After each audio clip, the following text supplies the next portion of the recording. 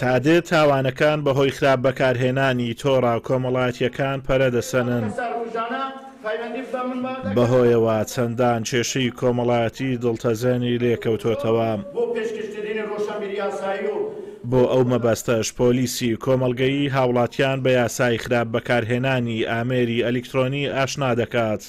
داوایان لێ دەکات لە ئەگەری بوونی کێشەیەک خێرا پەیوەندی بەوانەوە بکەن بۆ ئەوەی لە زووترین کات چارەسەری گرفتەکانیان بۆ بکەن. زۆربەی ئەوانە کە مادەی هوشبەر بەکاردێنن، ئەوانەیە کە مادەی کەهولی بەکاردێنن، ئەوانەیە کە قماربازن پێویستیان بە پارێکی زوورە بەڵام بەدەستیان ناگەن. باشترین شێوەی دزیکردنیان پەیدا کردووە لەناو تۆڕە کۆمەڵایەتیەکان. گەنج و هەرزەکار ئافرەت و کچی کۆمەلگا ئێمە لە خەشت ئەبن تاکو وینان بەدەستی بکەوێت ویدیوان ئەو جار هەڕەشان لێ دەکەن، داوای پارە لێ دەکەن، داوای شتی خراپتر لێ دەکەن. ژمارە تەلەفۆنێکی تایبەتە هێلی گەرمە تایبەتە بە پلیسی کۆمەلگایی ئەگەر تووشی کێشەیەک بوون دەتوانن لە کە وایبری هەیە ئەو ژمارە تەلەفۆنە وایبر واتسەپیە دەتوانن باسی کێشەی خوب پەیوەندی بکەن، باسی کێشەکەی بکەن بەبێ ئەوەی بترسن، بەبێ ئەوە شەرم بکەن، بەبێ ئەوەی کەس لە کێشەکەی بزانێت.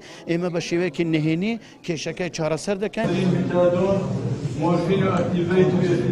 گرفتێکی تر کە بەرۆکی هاوڵاتیانی کوردستانی گرتوتەوە بوونی مادەی هۆشبەرە کە بازرگانی کردن و ئاڵوودەبوون بە مادەی هۆشبەر ڕۆژ دوای ڕۆژ لە زیادبووندایە. بە گوێرەی ئامارە فەرمیەکان لە هەرێمی کوردستان زیاتر لە 75,000 بەکارهێنەری مادەی هۆشبەر هەن کە زۆرینەیان تەمەنیان لە نێوان 16 بۆ 64 ساڵیدایە و لەو ڕێژێش 123 ئافرەتن. ڕخساندنی دەرفەتی کار بۆ گەنجان چونکە زۆر جار بێکاری و نەبوونی سەرچاوایدا هات ڕەنگە خەڵک بەرەو خراپە ئاراستە بکە، بەڵام هەبوونی سمینارات و خولات و دەورات لەو شێوانە ئەتوانن ڕێژەکە کەمکەنەوە و بتوانن بەهام بربەچی ئەو شان بکەن.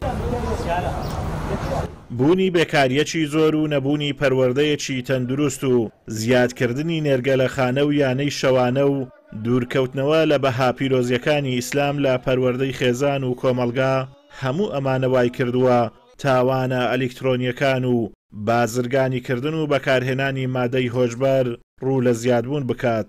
ئەمەش سەرنجامێکی ترسناچی دەبێت بۆ کۆمەلگەی کوردی و بەرە و دارمانی دەبات. ئازاد ئۆمەراوەی کەناڵی ئاسمانی پەیام، سۆران.